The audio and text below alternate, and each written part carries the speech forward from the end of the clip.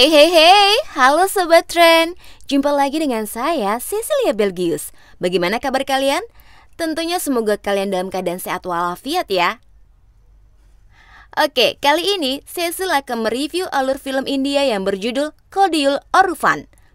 Film yang diliris tahun 2001 ini dibintangi oleh Vijay Anthony sebagai Vijay Raghavan, Atmika sebagai Vidavati, Ramachandra Raju sebagai Penda Perumal, dan tentunya bintang-bintang lainnya. Film ini menceritakan tentang perjuangan remaja miskin yang bercita-cita menjadi presiden. Bagaimana kisahnya? Kita langsung aja ke alur ceritanya. Film ini dimulai dengan pemandangan malam yang disertai hujan deras pada sebuah desa terpencil di India. Terlihat seorang preman penguasa desa bernama Kumar sedang merembuk dengan anak buahnya untuk menyingkirkan seorang ibu kepala desa bernama Arumozi. Kumar termenung mengingat awal mula bertemu dengan Arumozi, seorang wanita paling berpendidikan yang telah dia calonkan menjadi kepala desa untuk menggantikan istrinya yang batal mencalonkan diri karena sakit. Setelah menjabat, ternyata Arumozi hanya memikirkan kemajuan desa saja, tidak memberikan upeti, bahkan menolak proyek yang akan diambilnya.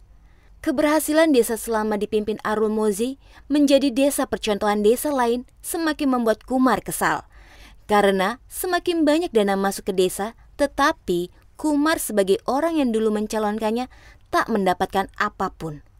Para preman itu pun sepakat untuk melenyapkan ibu kepala desa dengan cara membakarnya jadi abu. Esok paginya, Arumozi yang sedang hamil besar berangkat kerja bersama suaminya dengan mengendarai bajai. Tetapi ketika hendak melintasi sebuah jembatan yang sepi, mereka dicegat oleh para preman anak buah Kumar. Tanpa banyak bicara, para preman itu langsung menyerang mereka berdua, hingga Arumozi dan suaminya ambruk di tengah jalan tanpa daya. Saat dalam kondisi terbaring tak berdaya di atas jembatan, para preman menyirami minyak ke seluruh tubuh Arumozi. Mereka hendak membakar perempuan itu. Saat api sudah menyelimuti tubuhnya, Arumozi yang masih memikirkan nasib bayi dalam perutnya berusaha untuk kabur. Dalam kondisi terbakar, akhirnya ia bisa menjauhkan diri dari para preman tersebut, walau naasnya harus terjatuh ke dalam sungai. Dengan sisa-sisa tenaga, Arumozi mampu keluar dari sungai dan meminta pertolongan kepada warga. Ia pun dibawa ke sebuah medis terdekat. Para petugas medis berusaha menyelamatkan Arumozi yang terluka bakar parah dengan bayi dalam kandungannya. Di saat bayi laki-laki itu lahir, awalnya Arumozi hendak menyerah saja dengan kehidupan. Tetapi saat anaknya memegang jari telunjuknya, Arumozi seperti menemukan kekuatannya kembali untuk hidup. Maka Arumozi dan anaknya pun berhasil dengan selamat. Waktu pun berlalu. Terlihat polisi dan sipir menggeledah sebuah penjara untuk menyita barang-barang terlarang milik para tahanan, terutama alat komunikasi.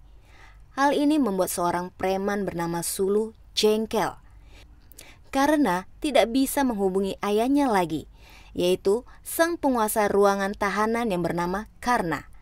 Sulu, anak bos preman di sebuah wilayah kumuh di tengah kota itu, terlihat menemui anak buahnya yang sedang bertransaksi dengan seorang penyelundup profesional. Dia ingin menyelundupkan alat komunikasi ke penjara di mana Karna berada.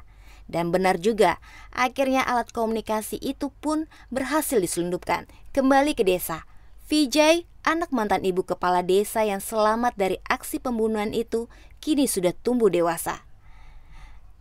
Terlihat ia sedang mengajar anak-anak desa di sebuah ruangan terbuka. Selain mengajar, ia juga terkenal dengan aksi sosialnya di kalangan warga. Ia tekun mengerjakan semua sambil merawat ibunya yang memiliki cacat permanen. Cacat pada ibunya itu disebabkan luka bakar hasil perbuatan Kumar dan anak buahnya yang sekarang sudah jadi pejabat desa sekaligus pejabat partai berkuasa. Vijay diminta ibunya ke kota untuk mengambil ujian masuk pegawai negeri sipil. Vijay dengan berat hati akhirnya pergi ke kota. Walau awalnya ia menolak karena ia tidak tega meninggalkan ibunya seorang diri. Vijay menjadi luluh setelah disemangati ibunya tentang cita-cita ibunya yang belum terlupakan sampai sekarang, yaitu memajukan desa yang mereka tinggali. Di kota, Vijay menempati kamar di sebuah rumah susun wilayah kumuh di tengah kota area kekuasaan Sulu. Sulu adalah preman yang paling ditakuti di blok rumah susun tersebut. Sebagaimana wilayah kumuh pada umumnya, sampah dan comberan adalah pemandangan biasa. Bahkan, bau busuk dari sampah dan air comberan sudah tidak dihiraukan lagi. Vijay sebagai penghuni baru tak mau hanyut dalam suasana kumuh itu. Ia pun tak tinggal diam dan mulai berbuat untuk membersihkan sampah. Ia melakukan semuanya seorang diri dan menegur warga yang membuang sampah dan kotoran sembarangan. Bahkan, ia membentuk kelompok belajar tambahan bagi anak-anak yang malas belajar dan putus sekolah. Dengan trik jitunya tersebut, ia bisa merubah kebiasaan buruk warga, hingga warga pun menaruh hormat pada Vijay. Di tempat kuliah persiapan tes PNS, Vijay ternyata satu kelas dengan Sulu. Pada hari pertama, Vijay dibully dengan kasar oleh Sulu hingga ia terjatuh dari tempat duduk dan kesakitan karena kepalanya terbentur meja. Di kelas perdana itu juga ada seorang mahasiswa yang juga memperhatikannya, namanya Venda Fati. Sementara itu, Gunasekaran, seorang pejabat partai penguasa yang juga adalah bos Sulu, terlihat berdebat dengan rekan sesama mafia tentang jatah preman yang dianggapnya kurang adil. Sulu yang baru datang pun terlihat emosi dan hampir terjadi perkelahian jika tidak dilerai oleh Gunasekaran. Setelah tamunya pulang, Gunasekaran menelpon Karna yang ada di penjara untuk segera membebaskan diri karena ada pekerjaan lain yang harus diselesaikan. Balik lagi ke Vijay yang didekati oleh Venda Fati yang telah memperhatikannya sejak awal masuk kuliah. Perempuan itu bahkan meminta nomor telepon Vijay untuk bisa mengobrol banyak dengannya, walaupun Vijay cuek karena ingin fokus belajar dan menuaikan mimpi dari sang ibu. Di komplek rumah susun, tanpa lelah dan dengan berbagai cara, Vijay mengajak anak-anak untuk bergabung belajar tambahan supaya bisa menyelesaikan sekolah mereka. Vijay sampai ikut bermain bersama mereka, bahkan mendatangi para orang tua di komplek itu satu persatu untuk merayu supaya anaknya mau belajar. Hingga akhirnya setelah melihat banyak anak-anak yang tertarik ikut belajar, Vijay membuka kelas di atas loteng rumah susun dengan bahan-bahan bekas pakai seadanya. Pengaruh Vijay di mata anak-anak dan warga membuat Sulu dan anak buahnya menjadi iri. Namun dengan alasan gengsi, mereka merasa tetap paling berkuasa. Kegigihan Vijay pun terbayar dan dia lulus tes PNS tahap awal. Hal ini membuat Venda Fati pun ikut senang. Di tempat lain, Gunasekaran kedatangan inspektur polisi dan terjadilah diskusi untuk menyelamatkan anak buah Gunasekaran yang terlibat kasus. Sambil menyerahkan uang jatah preman, inspektur polisi itu menjamin kasus anak buah Gunasekaran akan cepat selesai dengan dibuatnya tersangka palsu yang diambil dari anak-anak di wilayah kumuh. Vijay yang sedang mengajar anak-anak dibuat heran dengan tidak hadirnya dua anak muridnya yang ternyata ditangkap polisi. Vijay pun dengan sigap langsung menuju kantor polisi dan mencoba bernegosiasi supaya anak-anak itu bisa dibebaskan karena besok mereka ada ujian akhir. Tetapi Vijay hanya bisa menuai kekecewaan karena inspektur tidak mengizinkan anak muridnya ujian dan bahkan menghina Vijay disertai emosi karena diceramahi Vijay. Via telepon, Vijay memberi info kepada ibunya bahwa dia telah lulus tes tahap awal. Tiba-tiba, Venda Fati merebutnya dan berkenalan dengan ibunya. Mau tak mau, Vijay pun menceritakan tentang ibunya dan harapan ibunya pada Vijay. Setelah mendengar itu, Venda Fati malah semakin tertarik pada Vijay. Sejak saat itu, mereka semakin dekat dan sering bersama menengok ibu Vijay di desa. Anak-anak komplek rumah susun terlihat semakin menghargai Vijay. Oleh karena itu, mereka sering diberi nasihat oleh Vijay dengan cara yang baik hingga benar-benar membuat mereka berubah dan bertekad menjadi orang baik, terutama kepada orang tua mereka. Bahkan, Vijay tak segan memperlihatkan foto ibunya yang terluka permanen guna meluluhkan hati anak didiknya. Sementara itu, Gunasekaran menggelar kampanye partainya di lingkungan tempat Vijay tinggal. Vijay pun memanfaatkan sesi pertanyaan untuk meminta Gunasekaran melobi para polisi untuk membantu pembebasan anak-anak yang ditangkap supaya mereka bisa kembali sekolah. Usul ini membuat Gunasekaran dan juga Sulu tidak senang. Setelah Vijay pulang dari mengikuti tes PNS tahap kedua, ia dihadang oleh Sulu di gang dekat tempat tinggalnya. Sulu mengancam Vijay dan memukulinya di depan warga dan anak didiknya. Vijay mendapat info dari Vedavati bahwa dirinya lulus tes tahap kedua dan harus mengikuti tes wawancara di pusat. Hal ini membuatnya terharu.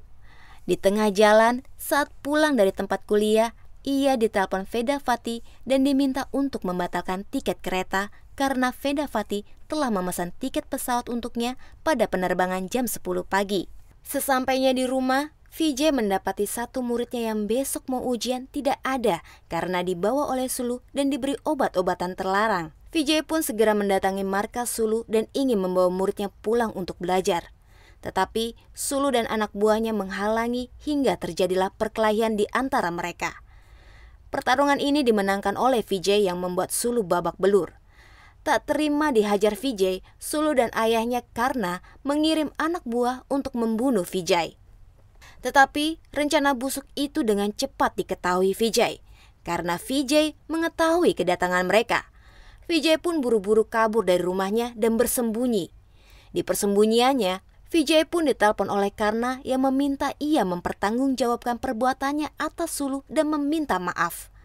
Tetapi karena Karna mengancam ingin mematahkan tulangnya, Vijay pun mematikan telepon dan bersembunyi hingga pagi.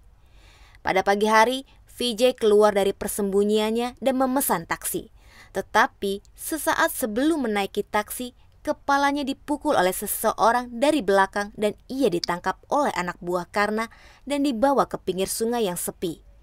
Karna yang telah menunggu kedatangan Vijay langsung menghajarnya habis-habisan hingga ia pingsan. Vijay pun dilempar ke sungai dan dokumen yang dia bawa disobek-sobek juga oleh anak buah Karna. Warga rumah susun sangat sedih melihat kondisi Vijay pulang dengan penuh perban. Mereka pun tak bisa berbuat banyak karena takut akan kekejaman para preman. Sesampainya di desa, ibu Vijay tampak sedih melihat kondisi anaknya tersebut. Namun, ia berusaha tetap tegar untuk menghibur anaknya supaya tidak patah semangat. Hari terakhir masa pendaftaran calon anggota dewan, tampak Peda Perumal datang ke kantor panitia pemilihan. Ia dieluk-elukan oleh pendukungnya yang merupakan partai besar yang berkuasa saat ini. Tak ketinggalan, Gunasekaran yang merupakan anak buahnya yang telah memenangkan partainya di wilayah itu. Dan ia ingin mencalonkan diri lagi dengan dukungan dari rekomendasi dari Peda Perumal sebagai pejabat sekretaris distrik yang lebih tinggi. Peda Perumal optimis Gunasekaran akan menang karena mengira calon lawannya hanya dari partai oposisi. Tetapi dia terkejut setelah mengetahui ada calon independen yang mendaftar sebagai anggota dewan, yaitu Vijay. Dia pun berpesan kepada Gunasekaran untuk mewaspadai Vijay. Pada saat kampanye, Vijay hanya mengandalkan program-program baru untuk warga rumah susun. Sedangkan Gunasekaran yang mendapatkan kucuran dana dari Peda Perumal itu menyogok para warga agar memilihnya. Vijay diuntungkan karena pemerintah sedang gencar mengkampanyekan agar warga menghindari politik uang. Belum lagi, anak-anak yang telah berhasil ia didik itu untuk ikut kampanye dengan berbagai macam cara yang cerdik. Hari pemilihan pun tiba. Vijay yang pada pemilihan putaran pertama dan kedua kalah, tetapi di putaran terakhir ia mampu menyalip suara calon dari partai berkuasa maupun oposisi dengan hasil selisih suara yang tipis. Oleh karena itu, Vijay berhak menduduki kursi dewan karena berhasil mengalahkan dua kandidat lainnya. Kemenangan Vijay disambut gembira oleh para pendukungnya, terutama warga rumah susun. Gunasekaran yang kesal terhadap anak buahnya hanya bisa tertunduk lesu. Ia merasa kekalahan dirinya disebabkan kebodohan anak buahnya yang menganiaya Vijay. Sebab itulah yang membuat ia jadi terkenal. Karena akhirnya berdiri dan berjanji, serta bertekad akan membunuh Vijay. Adapun Vijay teringat pesan ibunya untuk mengetahui siapa musuhnya dan memanfaatkan hal itu sebisa mungkin, serta memenangkan pertarungan. Akhirnya Vijay pun menelpon Peda Perumal dan meminta lelaki tersebut untuk menjadi pembimbingnya.